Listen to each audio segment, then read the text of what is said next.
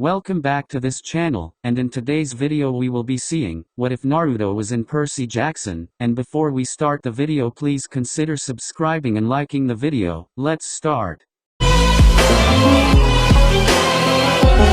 do the same thing I told you that I never would. Told you I changed, even when I knew I never could. Know that I can't find nobody else as good as you. I need you to stay. Shout out to the creator of this fanfic, Trace Carter. Disclaimer: I do not own neither Naruto nor Percy Jackson. Chapter 1. It was the night of the Kyuubi festival in Konohagakure. There was no moon in the sky that night, but the shinobi and civilians did not let that detract from their festivities, for this was the celebration that honored the defeat of the Kyuubi no Kitsune at the hands of the Yondaime Hokage. Every year, the villagers threw a grand festival and partied long into the night, but despite all of this, there was one shinobi that never enjoyed the festivities.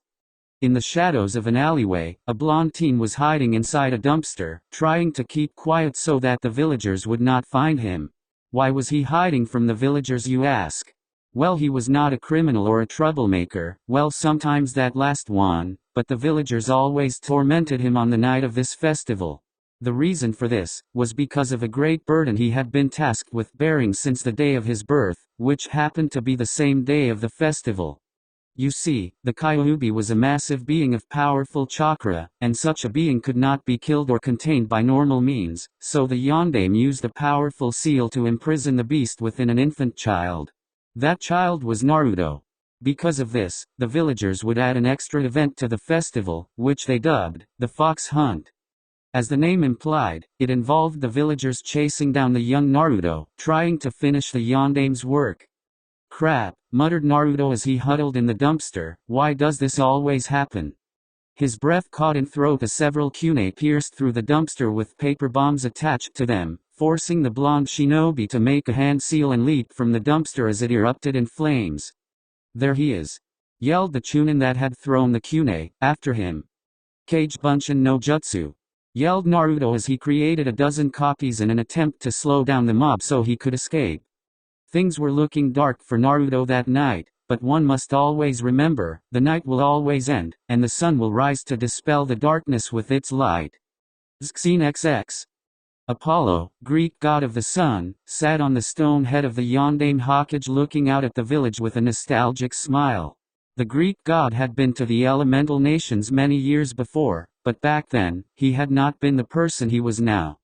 It had began when Apollo had, in an act of arrogance, cast madness upon the giant hunter Orion, causing his death at the hands of a scorpion sent by Gaia. To teach his son a lesson, Zeus had cast Apollo out of Olympus and into the elemental nations with his powers bound, leaving him in the form of a human child. Taking the name, Minato Namikaze, Apollo made a life for himself in this new land, becoming a shinobi of Konoha and eventually falling in love with a fiery red-headed kunoichi named Kushina Uzumaki. In this new world, Apollo had found love that he had not felt since he had met the Naiad Daphne, and, after a while, Kushina began to return his affections, leading them to conceive a child. He even regained some of his old powers, thanks to Kushina's skill with her clan's Funjutsu, allowing him to gain the title of Yellow Flash, due to the application of those skills. Unfortunately, this happy life was not to last, as Minato had been elected to replace Hiruzen Sarutobi as the Yondaime Hokage, and on the night of his son's birth, the Kyuubi no Kitsune attacked the hidden village that had become his second home. Minato knew he had to seal the Kyuubi in an infant child, and, having learned humility and compassion during his time here, he knew that he could never ask another family to sacrifice their own child. So he called upon the Shinigami of this world to take his soul in exchange for sealing the Kyuubi into his son, Naruto. Upon the completion of the seal, Minato expected to find himself in the stomach of the so-called death god, but instead opened his eyes and found himself in the throne room of Olympus, a god once more.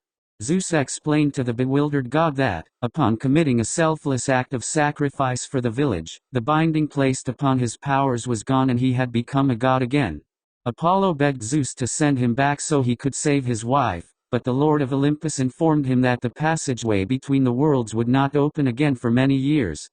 And so, the sun god waiting for the chance to return and find his family. I'm back, said Apollo before feeling a familiar presence and vanishing in a flash of light. The god of the sun appeared in between the mob and an injured Naruto in a blinding flash, causing the mob to screech to a halt, lest they ram into the man. "Who the hell are you?" asked one man as he brandished a cleaver. The Olympian ignored the civilian in favor of examining the wounded boy that the mob had been pursuing. Immediately he recognized who he was. After all, he had his looks and, surprisingly enough, the aura of a Greek demigod mixed with something he had only felt from Kushina when they were together. Seeing all the injuries on his son caused anger to burn through him like the sun itself. Turning to the mob, Apollo's eyes blazed with the solar fire as he glared at them, his fury emanating off him in waves, leaving the pavement dry and cracked. "Just what the Hades have you done to this boy?" growled Apollo, pure anger lacing his every word. "What's it to you?" laughed the random Jonin that had joined in on the hunt. "He's just the demon brat.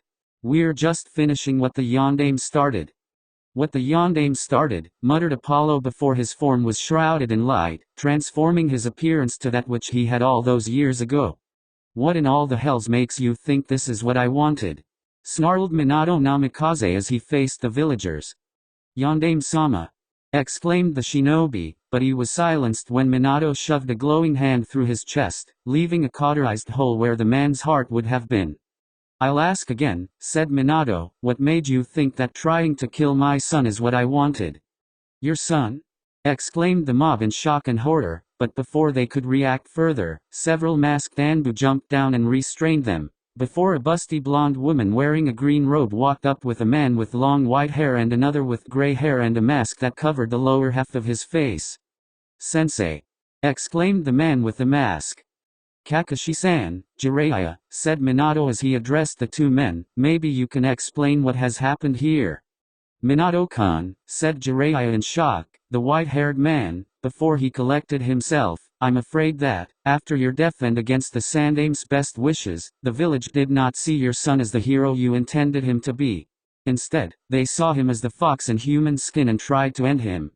"And what happened to the Sandaime?" asked Minato. "He would never stand for this." The women then stepped forward with a somber look. "He was killed by his former student, Orochimaru. The council elected me to take his place as Godame." Minato nodded, recognizing the woman as Tsunade Senju of the Sannin, one of Hiruzen's, the Sandaime's, old students. Known as the greatest shinobi of her generation alongside her teammates, Jiraiya and Orochimaru. "I am disappointed in you all," said Apollo as he shifted to his normal form and picked up his son, allowing his light to heal the boy's wounds. "You should have protected him. He was the hero that has kept you all safe, not me. Naruto will be leaving with me tonight, and neither of us will be returning." Before anyone could react, the god disappeared in a flash of light, leaving the shinobi feeling like they just fucked up something big. The next day, the sun did not rise over Konoha, nor did it any day following. As the shinobi faced the eternal darkness, they realized that they had made a terrible mistake, and it was too late for them to fix it. Xene XX. It was late in the night at Camp Half-Blood when a bright flash signaled Apollo's arrival in front of the big house. Chiron and Mr. D hurried outside and were greeted by the sun god as he handed the child in his arms to them. "This is my son, Naruto Uzumaki," said Apollo. "I want him looked after and cared for here." Chiron nodded, knowing not to go against the wishes of the sun god. "It will be done." Chapter 2.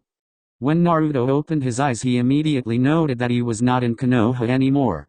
He noticed he was lying on a rather comfortable mattress in a white building with sunlight streaming through the windows. The building's design did not resemble any hospital or home that he had seen in Konoha. There were some flowers growing in pots in the windows, and cots against the walls with weapons and coats hanging on hooks beside them. "Well, where am I?" the blonde genin groaned as he began to get up. "Easy there," said a male voice, causing Naruto to turn and see an older teen walking up. "You were in some bad shape when Chiron brought you here." "Who are you? What is this place?" asked Naruto. "How did I get here?" "One question at a time," said the teen. "My name is Lee Fletcher. You're in cabin 7 of Camp Half-Blood. As for how you got here, you were sent here by your father apparently." "That's impossible," said Naruto. "My parents died the day I was born." I'm afraid that is incorrect, my boy, said an older man as he rolled in on a wheelchair. My name is Chiron, and your father is very much alive. You knew my father? Asked Naruto. I've met him personally, said the Chiron, but I think that this will be a bit more convincing for you. He said your blood would be the key. The man pulled a scroll out of a pocket and handed it to Naruto, getting a curious look from Lee Fletcher as the Konoha shinobi took the scroll and looked it over. This scroll, said Naruto as he saw a familiar crest, it's from Konoha.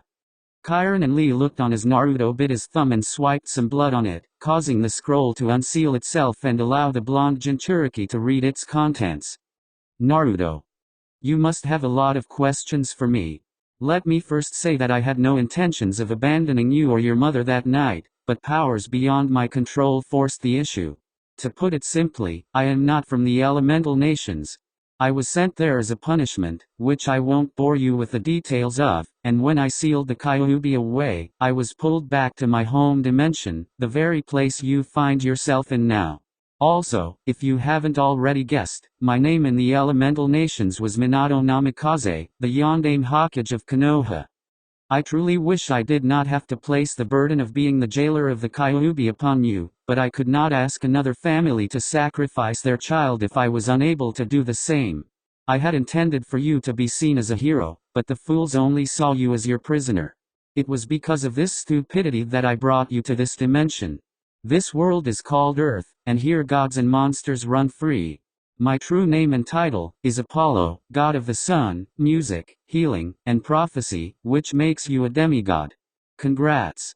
You'll probably start noticing some new abilities popping up due to your demigod blood being awakened, not to mention what you've received from your mother's side, but I'll leave that for her to explain. You will need to stay at Camp Half-Blood and learn to fight against the new threats in this world and to learn how to function here. Earth is very different from the elemental nations, so you'll need to learn as much as you can to avoid any problems. Luckily, the Kage Bunshin no Jutsu is a good way to study since the memories of a Kage Bunshin are transferred back to the original. Luckily I placed a blessing on you so you won't have any problems with the language barrier, at least verbally. Anyway, I've got to be going. I hope to see you one day. Grow up to be a fine person and a mighty hero. Your father. Minato Namikaze, Apollo. Naruto blinked some tears out of his eyes as he finished reading the scroll. His father was alive and he loved him. Not only that, but he was the son of his hero, the Yondaime, who also happened to be a god. I understand that this may be a lot to take in, said Chiron, but your family here will help you through this. I have family here? Asked Naruto in surprise. Indeed, said Chiron, in fact, every resident of Cabin 7 is a demigod child of Apollo, making them your half-siblings. Really? Asked Naruto with hope. Quite, said Chiron, once you get settled, we can begin helping you get acquainted with this new world. Right, said Naruto, but after seeing giant toads, snakes, sand tanuki, and such, how bad could it be? Chiron simply chuckled and rose from his chair, revealing the lower body of a proud horse as he stepped out of the magic chair. Naruto stood there for a moment, his eyes wide and his jaw agape as he stared at the centaur in shock, before his eyes rolled back and he promptly passed out. Chiron, immortal trainer of heroes, simply chuckled and turned toward Lee Fletcher. Why don't you take your new brother inside and find a bunk for him? This has all been a bit much, I think. Right, chuckled the counselor of Cabin 7 as he carried the blonde shinobi indoors. Scene XX. Naruto awoke an hour later and was taken to the big house where he met Mr. D, the director of Camp Half-Blood, and was informed about the new world he had found himself in. Naruto was quite surprised to learn of the existence of Greek gods and monsters, but he quickly accepted it, due to him having an immortal demon fox sealed in his gut. In fact, Naruto was eager to learn how to fight monsters like the Minotaur, Dracons, and the Hydra. After all, fighting monsters and being a hero is what he wanted to do as a shinobi. Of course he had to learn about living on Earth first, thus came the lessons. At first, Naruto was quite against having to learn things like reading ancient Greek and sitting through lectures about Greek mythology, but once he learned he could have his Kage Bunshin do so in his place, as their memories would be transmitted back to him anyways, he agreed. Those were the only activities that he had any problems with. Naruto found that he excelled in the physical activities, thanks in no small part to him being trained as a shinobi and loved every minute of them. In fact, he was forced to fight with a handicap during unarmed combat and wrestling, with jutsu banned of course, and he outshot even his brothers in the Apollo cabin in archery. And he was actually asked to help teach the tracking skills class after he showed his efficiency in the subject. Naruto never thought tracking Tora would prove to be beneficial. With all the activities, it wasn't long until Friday came and Naruto learned about the weekly tradition of capture the flag. Scene XX. So, this is like some sort of combat training? Asked Naruto as he tried on some light armor that consisted of a breastplate and gauntlets and greaves. In a way, said Lee as he tested the string on his bow, it's a good way to get experience fighting in the real world, but it's more of a challenge between cabins. The two cabins holding the flags trade favors to gain alliances and form two teams. Whomever can capture the other team's flag and bring it back to their territory, wins. Cool, said Naruto. Campers, called out Chiron, it is time for our capture the flag match. This week, the Hephaestus and Hermes cabins hold the flags. The usual rules apply, there will be no maiming, any prisoners are not to be bound or gagged, and the first team to bring the other cabin's flag across the boundary, wins. The two teams quickly split up and moved to take strategic positions in their territory, waiting for the ideal moment to move once the match had been started. Hermes' cabin was allied with Ares' cabin, Demeter cabin, and Athena cabin, while the Hephaestus cabin had recruited Apollo's, Aphrodite's, and Dionysius's cabins. Hey Naruto, said Charles Beckendorf, counselor of Hephaestus cabin, you're some kind of ninja from another world, right? That's right, said Naruto with a nod. You got a plan, Charlie? Asked Lee. Well, said Beckendorf, since Hermes recruited Athena, we'll need to come up with some kind of distraction that will throw off whatever plan they've got cooked up. Something unexpected and unpredictable, said Lee. That's right. Unpredictable, huh? Said Naruto as a grin split his face. I think I can manage that. I wasn't called Konoha's most unpredictable hyperactive knucklehead ninja for nothing. Kage Bunshin no Jutsu. Naruto made a cross sign with his hands and several dozen copies of the blonde genin appeared in poofs of smoke. Now that's cool, said Beckendorf, can all ninjas do that kind of stuff? The Kage Bunshin no Jutsu is a bit of a high-level technique, said Naruto. If only you could shapeshift, chuckled Lee. About that, said Naruto with a smirk. Scene XX. When the conch horn sounded, the blue team, led by Hermes' cabin, quickly spread through the forest, making their way to the opposing team's territory. A group of Ares campers were almost to the river when they saw someone moving. It's Beckendorf, yelled one of the children of Ares, get him. The teens charged after the enemy leader, noting that the son of Hephaestus was a lot more quick and agile than he normally was in this kind of terrain. Just as they were catching up to him, the 5 burly demigods felt the ground give way and wound up sprawled at the bottom of a pitfall. Better luck next time, said Beckendorf as he transformed back into Naruto with a poof of smoke before running off. Did you know he could transform? Asked one of the trapped demigods, getting groans in response. Scene XX. At the same time, a group of Hermes' cabin members were sneaking through the bushes in a different part of the forest. Suddenly, several arrows struck the ground in front of them, causing the demigods to jump back. Hey there, said Naruto as he sat on a branch with a bow in his hands. Nice weather, nah. It's that new kid, said a son of Hermes as the group drew their swords. Uzumaki Naruto, at your service, said Naruto as he shot 3 arrows at them that exploded as they neared the demigods, resulting in a thick cloud of smoke covering them. When the smoke cleared, the campers were lying on the grass snoring peacefully thanks to the sleeping gas they had breathed in. The prankster king of Konoha took a moment to admire his handiwork before moving off to find another group of victims, campers. Scene XX. Naruto was sitting in a clearing, laughing as the memories of his Kage Bunshin came back to him and he saw the results of the hasty traps and ambushes he had set up for his team. Suddenly, his instincts screamed at him to dodge and he went flat against the ground, feeling the wind of a kick pass through the area his head had been in, but there was nobody there. Great, sighed Naruto as he leapt to his feet, some kind of genjutsu. I found you! Yelled a female voice, and Naruto saw a girl he recognized as Clarice LaRue, head counselor of Cabin 5, home to the children of Ares. Seeing that she was covered in dirt and orange paint, Naruto figured she must have been part of the group to fall into the pitfall and get a can of paint upturned onto them. She probably climbed out and now wanted payback. Spinning her spear over her head before stopping with it at the ready, the daughter of Ares let out a battle cry and charged at the Jinchuriki demigod. Naruto quickly pulled out 2 kunai knives made of celestial bronze that the Hephaestus cabin had whipped up for him, and parried her furious spear thrust, his eyes widening as he felt a jolt of electricity shoot through his arms, making them feel numb. "A lightning spear?" he asked. "That's so cool. Bad for me, but still cool." Pocketing his new kunai, Naruto quickly made 3 more kage bunshin and charged at the girl, noting that one of his bunshin was dispelled before it even reached her. Clarice attacked the kage bunshin with her spear, but they deftly dodged the attacks and delivered powerful punches to her armor, knocking her around while yelling, "Uzumaki!"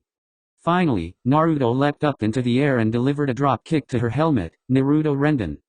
Clarice fell to the ground, thankfully protected from any serious injury due to her armor, but still knocked for a loop, and Naruto landed softly on his feet, but before he could react, he felt that invisible force grab his arm and twist it into a painful lock behind his back.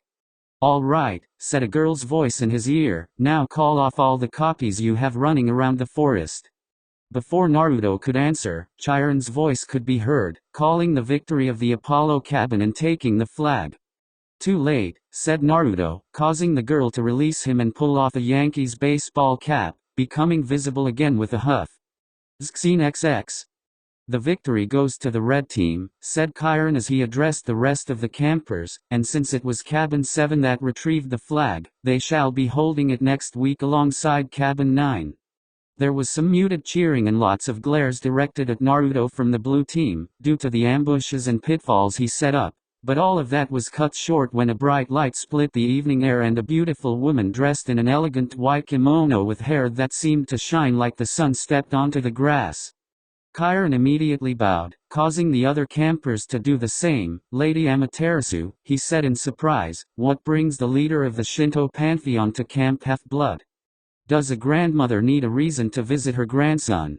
asked the sun goddess with a smile before kneeling down in front of Naruto and pulling him into a hug. "I've wanted to meet you for so long, Naruto-kun." The rest of the campers just stared in total shock as the Shinto goddess of the sun embraced the blonde demigod, before letting out a collective shout. "What?" Chapter 3. Everyone watching had to pick their jaws off the floor as the leader of the Shinto pantheon released the stunned blonde demigod and smiled. "I've watched you grow into such a fine shinobi, Naruto," said Amaterasu. "When Apollo came to me that night and revealed what those monsters had done to you, I wholeheartedly agreed with his decision to take you away." "Yuri, my grandmother?" asked Naruto in shock. "But how?" "Oh, silly me," said Amaterasu with a small laugh, "I should elaborate. You see, the Uzumaki clan has always held my blessing, from the days of Azure Otsutsuki, the progenitor of the Uzumaki and Senju clans. Occasionally, I would take mortal form and visit his descendants, walking among them, and it was during one of these visits that I married a member of the Uzumaki clan and conceived your mother, Uzumaki Kushina, my first demigod child. I blessed her union with Apollo's mortal form and used of my powers to restore to him a fraction of what had been sealed by Zeus. I've so waited for the chance to see you for myself." "I can't believe it," said Naruto in shock. "Wait, if my father's a god, and my mother's a demigoddess, what does that make me?" "Special, Naruto-kun," said Amaterasu as she knelt down and placed a hand on his cheek, "as you always will be to me." "Wait a moment," said Naruto, the gathered members of Camp Half-Blood being forgotten due to his meeting his maternal grandmother for the first time. "Why does that black flame technique that Itachi team used have the same name as you? I mean, it seems a bit weird." "Ah yes, the powers of the Uchiha clan's Sharingan," said Amaterasu with a touch of disdain, as a frown crossed her beautiful face. "That is a lengthy tale, a tale that dates back to the days before the shinobi, all the way back to Hagoromo Otsutsuki, known to the shinobi world as the Sage of the Six Paths." The sun goddess took a seat on the ground, and the rest of the gathered audience did the same, all of them enraptured by the story that was now unfolding. In the later days of his life, said Amaterasu as she began her tale, the sage needed to choose a son to pass on his legacy to. Many thought that his older, and more talented son, Indra, would be selected as the one to inherit his father's power, but the sage opted to choose his younger son, Asura, leaving his elder brother bitter and resentful. In his anger, Indra swore a feud against Asura and his descendants, going forward to seek out the goddess of the Shinto underworld, Izanami, and struck a deal, trading his soul for her, granting him and his descendants her eyes, merging them with the eyes Indra had inherited from the sage to create the main Gekyo Sharingan, along with several powers which the upstarts opted to name after the Shinto pantheon, as they were mockeries of our own powers. So that's the origin of the Sharingan, said Naruto. If I may, Lady Amaterasu, said Chiron as he caught the goddess's attention, the Shinto pantheon has always distanced itself from the Olympian pantheon. Will that be changing due to your appearance here? Said Amaterasu as she stood up, perhaps it is time for talks to be opened. It would give me a chance to see my son-in-law and Naruto here more often, but that is for another time. I will be returning to my realm now, Naruto-kun, but I have some gifts. Waving her hand, Amaterasu caused 2 items to appear on the ground. Picking up the first item, an old and dusty tome, Amaterasu turned to her grandson. This, said the goddess as she handed the book to Naruto, is your mother's record on her and your father's studies on Funjutsu. It is something I recommend reading. She then picked up the second item, a tanto with a bronze blade and a gray edge. This sword is from your father, commissioned personally by him from Hephaestus. It was forged from a unique alloy created from celestial bronze and chakra-conducting metal from the elemental nations. It is probably going to be easier for you to use than a standard Greek sword. Giving Naruto a final hug, the goddess stepped back. I expect great things from you, Naruto-kun, she said to her grandson, and I promise we will meet again. A bright light surrounded the leader of the Shinto pantheon, forcing all present to turn away, and when it faded, the goddess of the sun had vanished. Coughing into his hand, Chiron regained the attention of the gathered demigods. Well, said the centaur, this has indeed been the most eventful capture the flag game we have had in a while. Xene XX. It had been a few days since Naruto's claiming and the most interesting capture the flag game the camp had seen since the last time the hunters of Artemis had visited. Even with Naruto being claimed as the grandson of Amaterasu along with being a child of Apollo, things hadn't changed for the blonde shinobi from another world. Well, almost.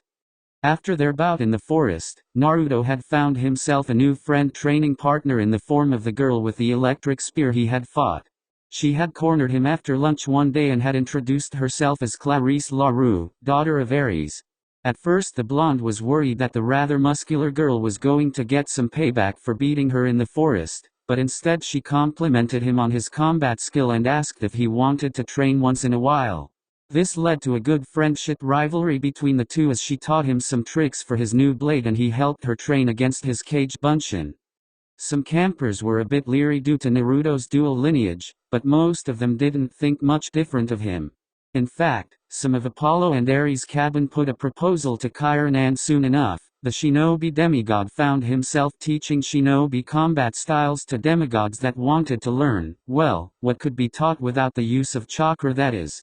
For Naruto, things were looking up.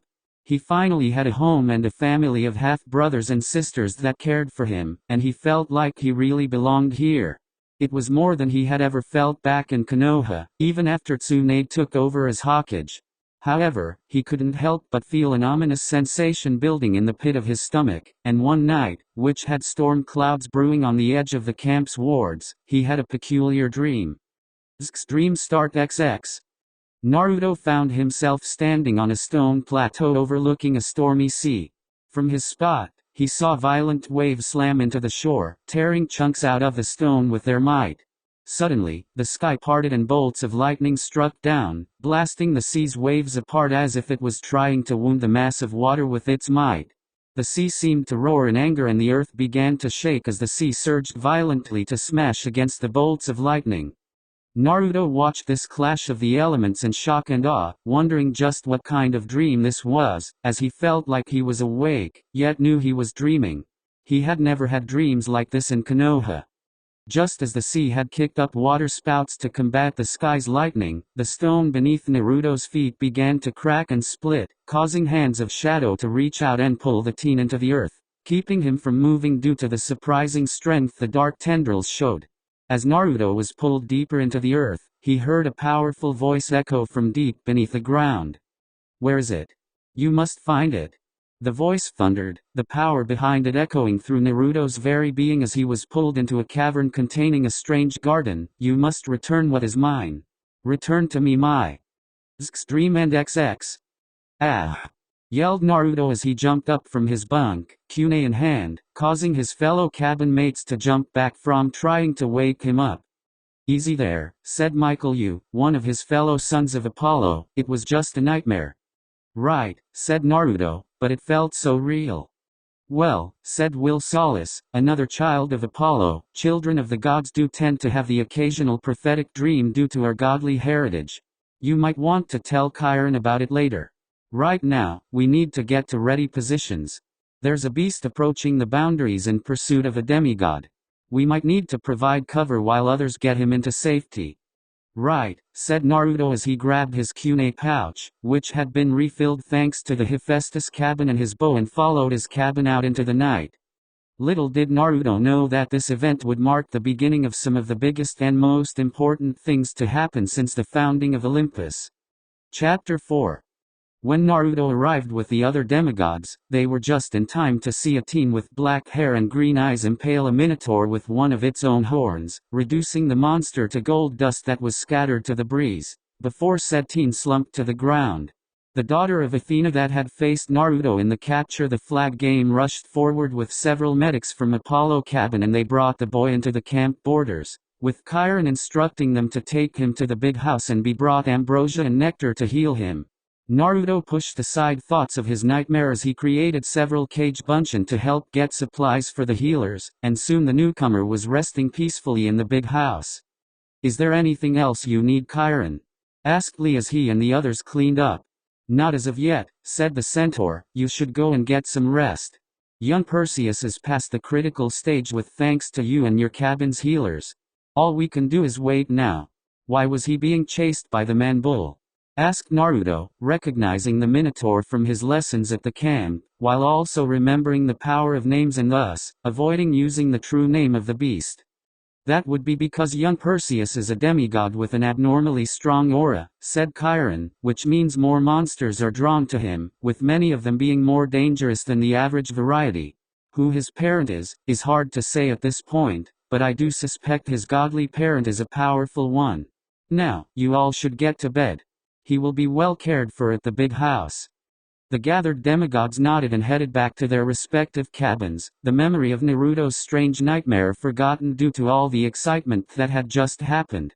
As Naruto headed to his cabin though, he noticed a young girl tending to the fire pit that was situated in the middle of the field the cabin stood in, causing him to stop in place and glance around.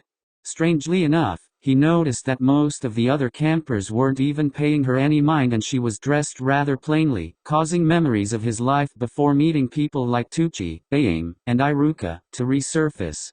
With that in mind, the blonde shinobi demigod headed over to the campfire pit where the girl sat. "Yo," said Naruto as he walked up, "is everything alright? The others are heading back to their cabins, so you might want to head in as well." The girl smiled, the glow from the fire causing a light to dance across her irises, and Naruto had to admit that she was rather attractive, right up there with Sakura. "Your concern is appreciated, but someone needs to remain and tend to the hearth. But it's gonna get kind of cold soon," said Naruto, "and you can't stay up all night keeping the fire going." "It is truly no trouble," said the girl kindly. Said Naruto, "Wait. What if I made a kage bunshin and had it tend the fire for you? That way you could rest." The girl chuckled and gave Naruto a warm smile. "I appreciate the offer, but I prefer to tend to the hearth myself. However, the company of your kage bunshin would be appreciated through the night." All right then, said Naruto as he made a cross seal with his fingers and summoned a single cage bunshin that sat down next to the girl by the fire. Have a good night then. Have a good night, Naruto, said the girl as the blonde walked away, leaving her with his cage bunshin as she tended to the fire. Scene XX. Things were normal around camp for the next few days, but it wasn't long before that changed, and that was because the new arrival at the big house had woken up. Naruto had been helping his demigod siblings with some basic chores, mainly cleaning up their cabin and equipment, using cage bunshin to make the work easier on everyone, when he heard a loud blast coming from the camp bathrooms. Hurrying over, he saw the kid that had been fighting the Minotaur standing opposite of a pissed-off Clarice, who, along with several of her cabin mates and a rather irate blonde girl that Naruto vaguely remembered from his first Capture the Flag. Naruto had a pretty good idea what had caused the loud noise, as it had looked like several toilets had erupted like geysers, drenching everyone except the new kid. Hey, he waved hesitantly, what's with all the commotion? TCH, growled Clarice as she turned to storm off, with the rest of her siblings following suit. I'll kick your ass this Friday, Percy. Once they had walked off, Naruto turned his attention to the other two campers. So, I'm assuming there was a fight or something that ended with the bathrooms exploding. Something like that, said the new kid before turning to the blonde girl. Sorry about what happened, he began, but the girl just huffed and walked off, brushing past Naruto as she did so. Right. Don't worry about it, said Naruto, she's always been a bit prickly. You're the kid who beat the man bull, right? I didn't catch your name by the way. I'm Naruto Uzumaki. Percy Jackson, said the new kid. Nice to meet you, said Naruto. Man, let me show you some of the best spots around camp. I think you're going to love it here. What do you mean? Asked Percy. Why are you so certain I'm staying? Where else would you go? Asked Naruto. This is the safest place for kids like us. What? You mean mentally disturbed kids that blow up toilets? Asked Percy skeptically. That was you. Exclaimed Naruto. Damn, you must be powerful, though I wonder who your parent is to give you that kind of abilities. My mom is a candy shop worker from East Harlem, said Percy flatly. Not talking about her, said Naruto, I'm talking about your other parent. What, my father? Asked Percy. Mom always said he was lost at sea. That is a bit curious, but he's definitely alive and well, said Naruto, and he's the reason you're here. This is a camp for half-bloods. Isn't that a bit racist? Asked Percy as he crossed his arms. No. Not half-blood as an ethnicity. Exclaimed Naruto. Half-blood, as in half-human and half-divine. Divine. Said Percy with a raised eyebrow. Yep, answered Naruto with a nod. As in God. Percy continued. Pretty much, nodded Naruto. My father is God. Confirmed Percy. Well, not God, but rather, a god, said Naruto. You're kidding, right? Said Percy. No, said Naruto as he shook his head. This is a camp dedicated to the training and protection of the children of the gods, specifically the Greek pantheon. So, if I'm a half-blood like you say, frowned Percy, then who is my father? Dunno, shrugged Naruto. If he hasn't claimed you, then there is no real way to find out right now. Well, pressed Percy, who's your parent then? Naruto smiled and pointed towards the cabins, specifically one that seemed to brilliantly shine like gold when the sun hit it, to the point that it was rather blinding. Apollo, god of the sun, father of the demigod children in cabin 7. It's kind of bright, said Percy as he rubbed his eyes. I've been told Dad has that kind of flair, shrugged Naruto. You've never met him? Asked Percy, causing Naruto to frown slightly. No, he said sadly, I lost him and Mom from the day I was born and didn't even know he was a god until he brought me to camp, and I was unconscious at the time. Sorry, offered Percy, realizing he had hit upon an uncomfortable subject. Don't worry about it, said Naruto, I have more family here than I ever had back home, and that is great. Now, let me show you those awesome things around camp that I mentioned. Chapter 5. Percy didn't know what to make of this new place he found himself in. Naruto assured him that he'd get used to it, and despite the uniqueness of Camp Half-Blood's facilities being rather overwhelming, he was starting to find his place here. The camp had a lot of mundane activities like canoe races and archery lessons, and there were some more unique ones like physical combat and sword fighting. The former was one that Naruto seemed to be the best at, even among the children of Ares. It had been a few days since he had woken up at the big house, and Percy had been put in cabin 11 with the other unclaimed demigods.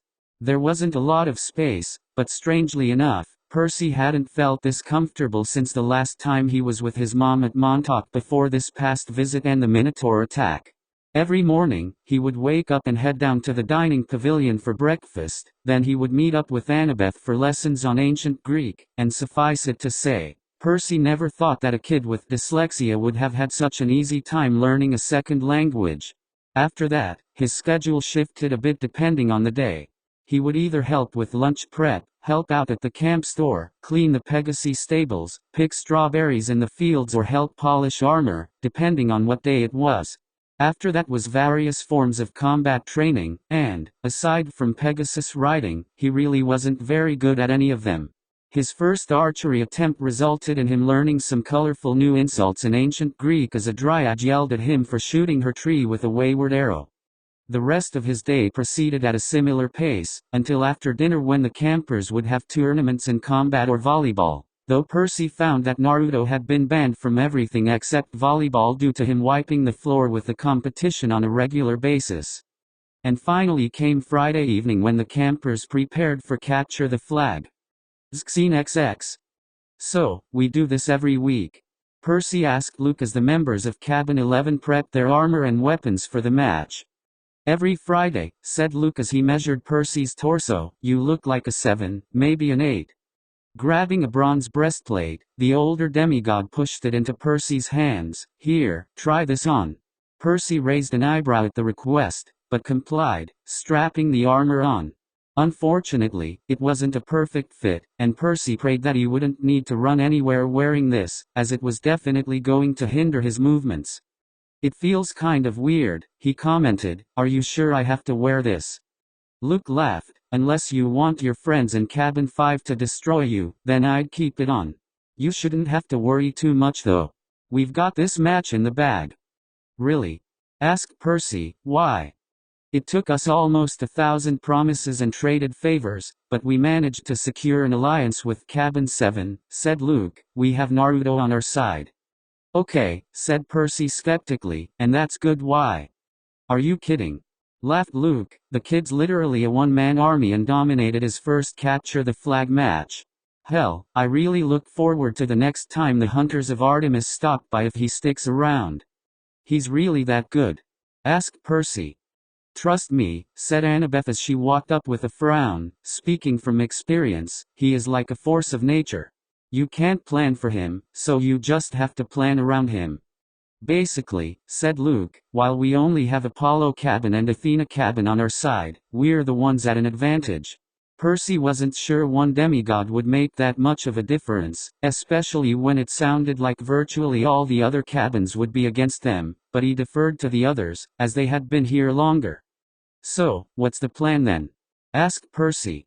Since you're new at this, I have an easy role for you, said Annabeth. You're on border patrol. When our one-man army kicks things off, it'll be your job to take care of any stragglers that try to flank us.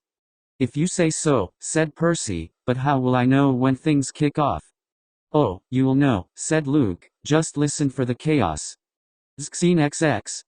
So, this is boring, Percy muttered to himself as he paced along the banks of a creek that flowed through the forest.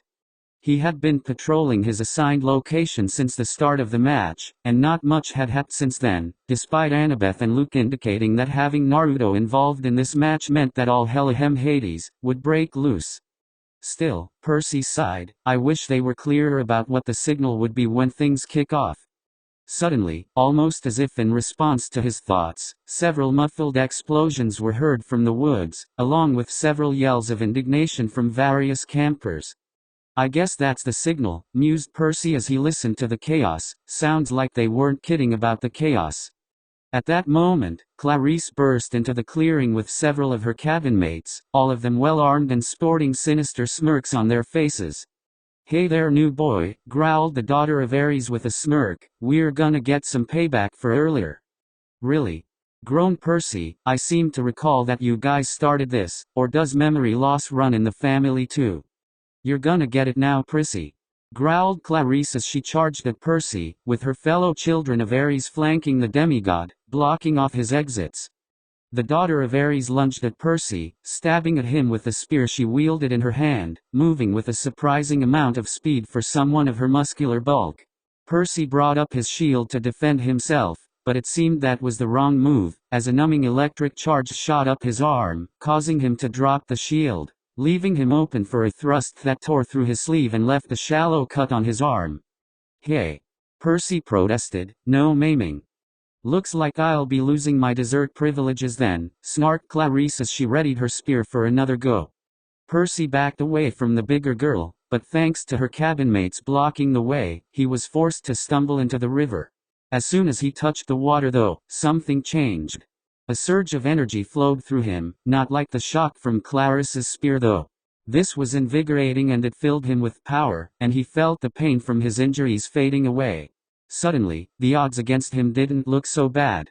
Clarice and her siblings noticed the change in his demeanor and rushed forward, eager to end this and get back to helping their allies take down the demigod force of nature that was Naruto Uzumaki, but, thanks to this new power-up, Percy was having none of that. One of Clarice's demigod brothers swung his celestial bronze sword at Percy, but with the strange boost he had received, Percy deflected the blade with a swing from his own before bashing the edge of his borrowed shield into the demigod's face, his helmet keeping him from receiving a broken nose, but the impact to his skull putting him out of the fight. Percy didn't stop there though, and he swung his leg out and swept the legs of another of Clarice's siblings before using the flat of his sword to ring the bell of another with a solid strike to her helmet. As the final child of Ares drew near, Percy quickly disarmed him with a quick technique that Luke had shown him during sword fighting class, before knocking him out with a good shield bash. You're dead! Yelled Clarice in anger upon seeing what happened to her siblings. She couldn't believe that Percy had taken all of them down, but the evidence was right in front of her. Now, she had even more reason to want to take him down.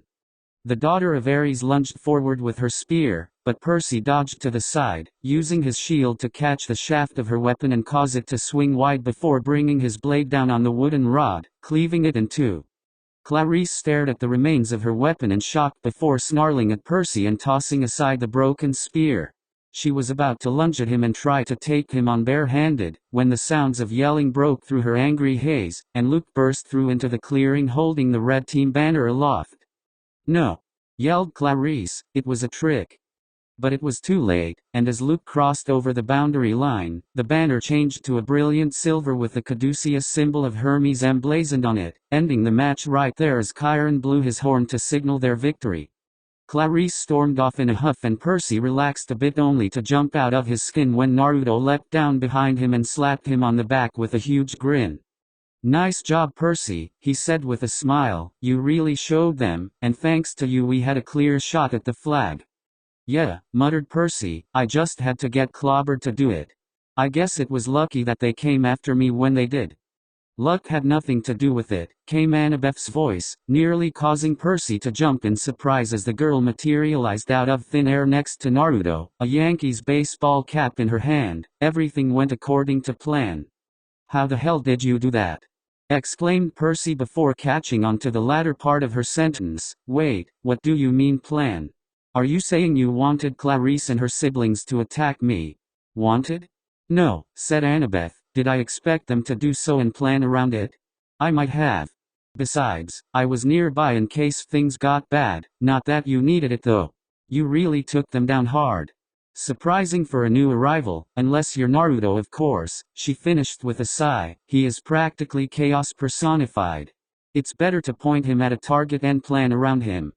Percy sighed and was about to step out of the river and rejoin the members of Cabin 11 when a loud animalistic growl split the clearing, causing the gathered demigods to cease their celebrations and scramble for their weapons while Chiron shouted orders to the campers. Not long after, a large black hound leapt through the trees and landed in front of Percy's position, the monster's form resembling a snarling mastiff with eyes that glowed like burning coals, fur as black as a moonless night, and a muscular body the size of an average-sized rhinoceros. Percy couldn't help but step back as the beast snarled at him, causing him to trip over the bank of the river as he exited the waters, falling backwards on the banks as the creature closed in. The monster quickly lunged at Percy, its claws poised to tear through the demigod's flesh, and for a moment, everything slowed down for Percy and he held his hands out in front of him to defend himself, and suddenly, he felt the same strange tugging feeling that he had felt when the toilets had exploded and drenched Clarice, and suddenly, water surged forth from the river, slamming into the monster and knocking it to the ground. Before it could get up and recover, a cluster of bronze-tipped arrows were shot into the creature's neck courtesy of Chiron's bow, causing the beast to disintegrate into dust. "What was that?" exclaimed Percy, but to his surprise, all of the other campers were staring at him with wide eyes, having seen what he did with the waters of the lake. Thus, it was left to Chiron to explain. "That Percy," said Chiron, his tone displaying that he too was shaken by what had just transpired, "was a hellhound.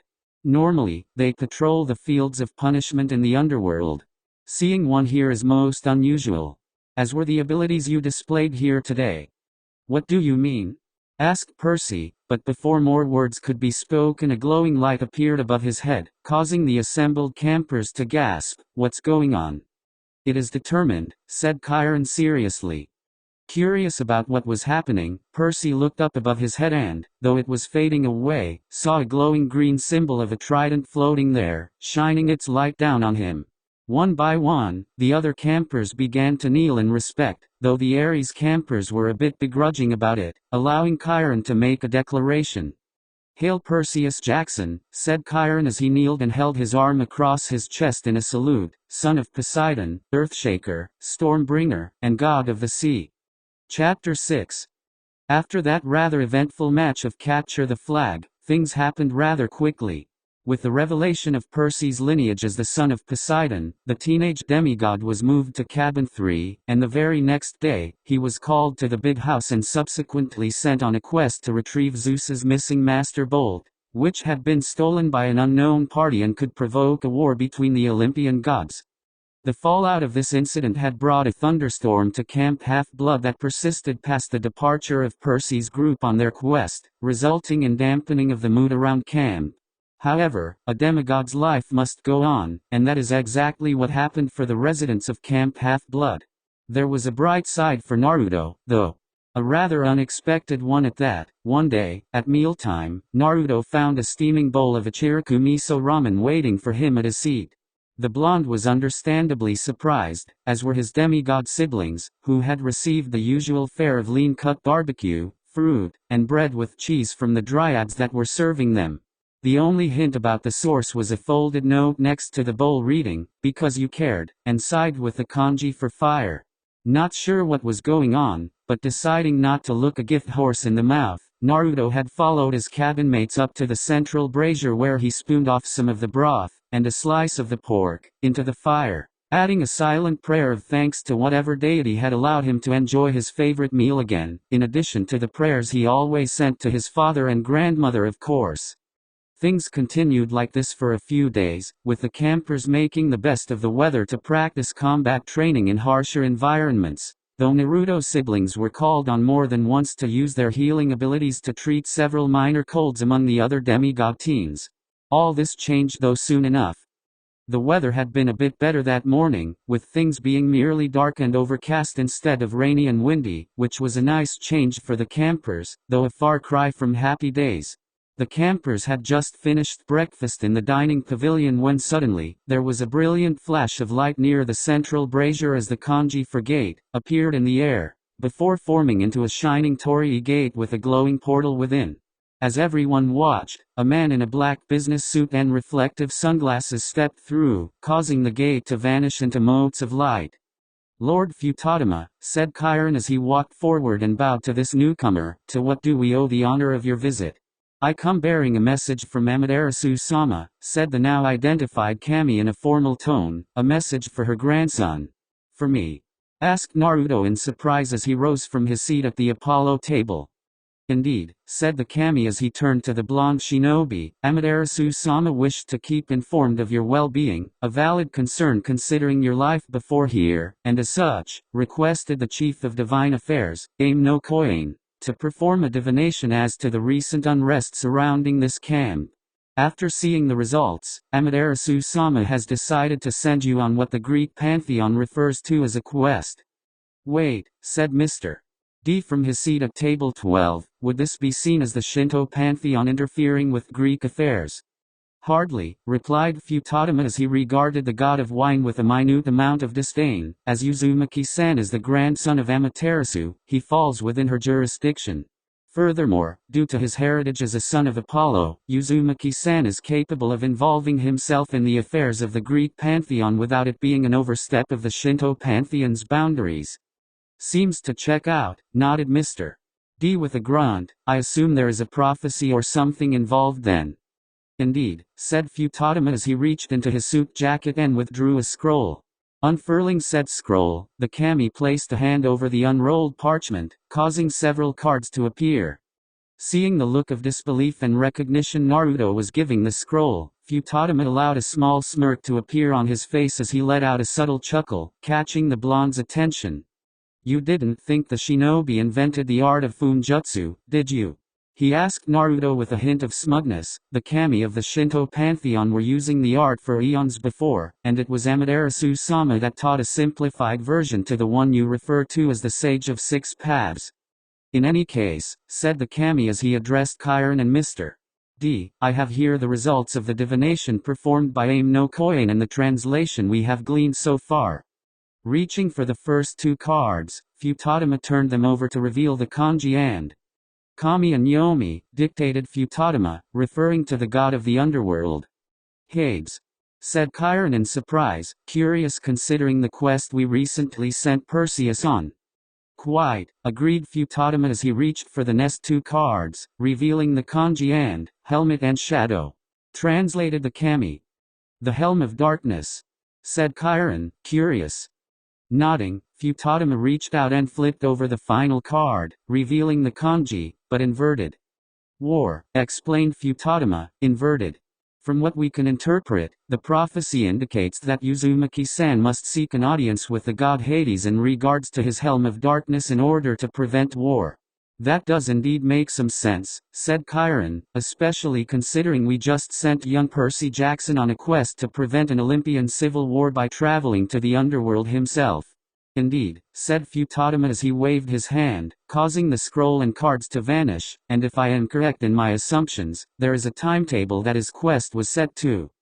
The summer solstice meeting, said Chiron in confirmation. If the quest isn't completed by then, it could very well start a war. Then I suggest you not dawdle, Uzumaki-san, said Futadama as the kami turned toward the blonde demigod. You have a long journey ahead of you. Indeed, agreed Chiron. Now then Naruto, who will you have accompanying you? No. I beg your pardon, said Chiron, surprised at being cut off by the visiting kami. Unfortunately, only Naruto-san shall be allowed on this quest, said Futadama as he adjusted his glasses with one hand. Due to his nature as a child of the Shinto and Greek pantheons, only he will be able to perform this task without it becoming a conflict of interest for either side. This is troubling, said Chiron. 3 is a powerful number and demigods that undergo quests with more or less than that number making up their party tend to face more trials and misfortune than any others.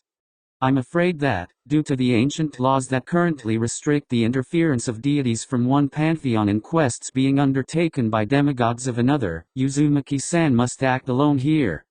Very well, said Chiron with a sigh. Naruto, you are excused from camp activities for the day. Use this time to prepare for your upcoming journey, as you will be departing at sunset. Hi, said Naruto as he nodded to the centaur, slipping into shinobi mode due to the seriousness of the situation. I wish you well on your journey, Uzumaki-san, said Futadama as he gave a respectful bow, the glowing torii gate appearing behind him once again as he turned to leave. Do be wary. There are many forces that would seek to end a demigod child of two pantheons. Remember your training, both from here and from your old home. It will serve you well. With that, the Shinto deity walked through the gateway and the gates themselves vanished into motes of light, leaving the gathered campers stunned into silence at this new development. Scene XX. After the eventful breakfast, Naruto began to prepare for his upcoming quest by gathering supplies from around camp. Eventually he made his way back to his bunk in cabin 7 where he stashed his shinobi gear. Pulling a trunk out from under his cot, Naruto pulled out several scrolls and unfurled them to reveal some basic funjutsu seals that he had prepared using the book of his parents' notes that Amaterasu had given him. Next, he pulled out a bundle of kune that he had specially commissioned from Hephaestus' cabin after the announcement of the quest, which Beckendorf had been more than happy to help him craft in exchange for his aid in a future capture the flag match. The kune were forged out of celestial bronze in order to allow them to target monsters and were otherwise virtually identical to the ones he had brought with him when he had been transported from the elemental nations to Earth. Nodding to himself, Naruto sealed the items into the scrolls with a quick burst of chakra, and was just about to seal the scrolls into a funjutsu seal he had gotten tattooed onto his right arm. One of his demigod siblings was an aspiring tattoo artist, when there was a bright flash and a quiver of arrows appeared on his bed with a bow sitting next to it along with a folded note. Unfolding the note, Naruto couldn't help but smile at the doodle of a smiling Minato giving a thumbs up along with the words, "Good luck," now knowing that this was a gift from his father to help him on his first solo mission. Sealing the bow away as well, he slung the quiver around his shoulder, and was just about to make his way out, when he saw one last parcel as well in the form of a jar of what appeared to be soldier pills from his world with a note attached. "These should serve you well on your upcoming journey. They are laced with ambrosia to better heal your body and restore your energy, so use wisely. They may taste good, but don't eat them all in one place. Stay safe." Smiling, Naruto realized that these soldier pills had been gifted by the same mysterious person that had arranged for ramen to be available for him at camp dinner. Curious as to the flavor, he took one of the pills and took a small bite, before his eyes widened and he had to fight to hold back tears at the nostalgic flavor of Ichiraku ramen. Strangely enough, it wasn't any specific ramen though. No, what caused him to get so emotional was that the flavor simply seemed to invoke an almost forgotten memory of him as a child one rainy night, when Tucci ushered him into the store and provided him with his first steaming bowl, while refusing any payment the blonde had offered, which had brightened a rather dismal day and started a lifelong friendship and patronage to the humble shop. Wiping his eyes, Naruto sealed the jar of pills away as well and headed to the entrance of camp where Chiron was waiting with the camp's head of security, Argus, the hundred-eyed giant. "Argus here will take you as far as the Manhattan bus terminal," Chiron explained to the shinobi demigod. "From there you will have to make your way to Los Angeles where the main entrance to the underworld is located. Unfortunately, we do not know the exact location, but I trust you will be able to find it. Remember to be wary, there are many beings out there that won't hesitate to hunt a lone demigod, so remember your training." With that, Naruto boarded the camp van and left the borders of Camp Half-Blood for the first time as he headed out on his first quest. Chapter 7. As he made his way through the streets of the concrete jungle, Naruto marveled at the difference between New York City and Konoha. Instead of dirt roads and open skies, towering skyscrapers surrounded paved asphalt while metal vehicles, which Naruto had learned through his lessons at camp were called cars, zipped by at speeds a shinobi would be hard-pressed to match. Dear gods, was he thankful that Chiron had seen fit to have Athena Cabin practically pound the lessons in until he was up to date on all the modern advances that set this world apart from the elemental nations. Without those lessons getting him acclimated to the technology of the modern age, he would have been completely lost. As he reached the bus stop where he'd catch the first of several buses on the way to Los Angeles, he quickly pulled out some mundane money some friends of his from Hermes' cabin had traded for drachma he had won in one of their secret poker matches. He had been subsequently banned from attending after cleaning them out in a few rounds, and counted out the bills needed to pay for the first leg of his trip to Los Angeles. After paying his fare for passage on the bus, Naruto found a seat near the back as he pondered about the reason for his being sent on a quest that seemed to parallel the one Percy had just been sent on. It was almost as if the two quests were connected in some way. Naruto shook his head to clear it of such thoughts. He was probably just being a bit paranoid, probably due to his experiences growing up in Konoha. His heart clenched as he remembered the betrayal and all the friends he would never see again. But he had a family now, and new friends. He would endure. After all, he was still a shinobi. The bus made another stop and several tall, muscular teens boarded, dressed in t-shirts and ripped jeans. Naruto watched as they found seats together near the center of the bus, and for some reason, his danger senses were beginning to flare like crazy.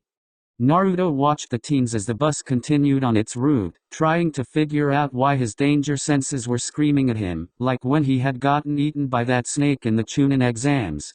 Making a decision, he got to his feet and made to leave the bus at the next stop, and much to his concern, the group of older teens followed him as he stepped off onto the streets. As he walked, he noted that the group kept on his tail despite the twists and turns he made, solidifying the notion that they were not to be trusted. Well, if they wanted to try anything, they'd have to catch him first. Darting down an alleyway, Naruto made a quick hand seal and performed a henge that transformed him into an old broom leaning against a wall, just as the group following him walked up. "Where'd he go?" growled one of the teens. "I saw him walk in here." "How'd he just disappear?" snarled another. "He can't have gone far," said a third teen. "I can still smell him." "I want demigod meat tonight," muttered a fourth, "so let's find him." The teens, which Naruto was beginning to recognize as a species of giant that his Greek monster lessons had covered, filed out of the alley, leaving one of them behind to look around.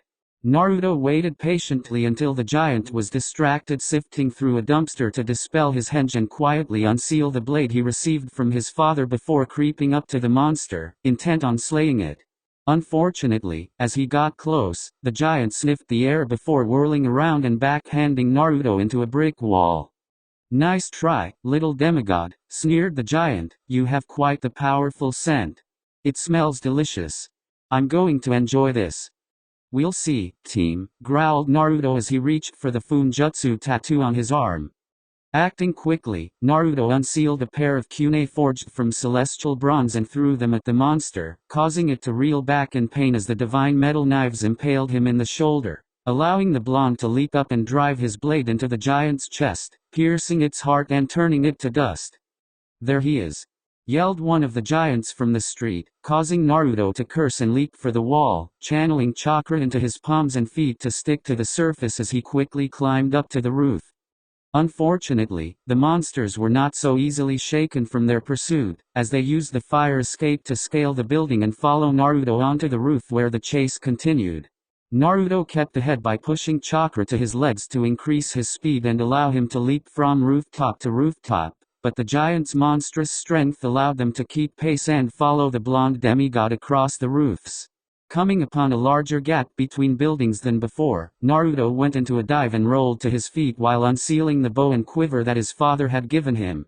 Quickly notching an arrow and drawing back the string, Naruto let fly a celestial bronze-tipped arrow towards the giant as the monster was airborne, in the middle of leaping between the buildings. As the arrow left his fingers, Naruto felt a small drain on his chakra and the bronze arrowhead was wreathed in golden flames. The monster's eyes widened in surprise as the arrow impaled him between the eyes, the golden flames enveloping his form even as his physical body was reduced to dust, its soul being returned to Tartarus. "That was unexpected," said Naruto as he glanced down at his bow. "Thanks, Tao-chan." It was probably his imagination, but he could have sworn that, for a moment, the sun shone just a bit brighter. Xen XX. Damn it,